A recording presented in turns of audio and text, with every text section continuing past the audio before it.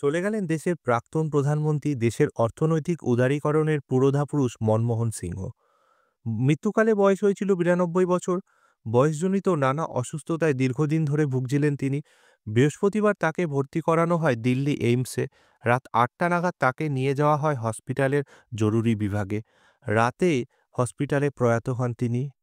কংগ্রেস নেতৃত্বাধীন ইউপিএ জোটে প্রধান মুখ হিসাবে ২০০৪ থেকে ২০১৪ পর্যন্ত ১০ বছর প্রধানমন্ত্রী পদে ছিলেন মনমোহন সিং। পিভি নরসিমহা রাও পরিচালিত সরকারের অর্থমন্ত্রী হিসাবেও তিনি দায়িত্ব সামলেছেন। দিল্লি এইমসের তরফ থেকে জানানো হয়েছে, বয়সজনিত অসুস্থতার কারণে ভুগছিলেন তিনি। বৃহস্পতিবার বাড়িতেই হঠাৎ সংজ্ঞা হারান তিনি। রাত ৮টা ৬ মিনিটে তাকে দিল্লি এইমসের জরুরি বিভাগে নিয়ে আসা হয়। চিকিৎসক দলের সব রকম চেষ্টার পরেও তাকে ফিরিয়ে আনা সম্ভব হয়নি।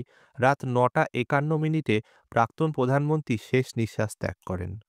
অতীতে রিজার্ভ ব্যাংকের গভর্নর হিসাবেও তিনি দায়িত্ব সামলেছেন। ১৯৮২ সালের ১৬ই সেপ্টেম্বর থেকে ১৯৮৫ সালের ১৪ই জানুয়ারি পর্যন্ত তিনি রিজার্ভ ব্যাংকের গভর্নর থেকেছেন।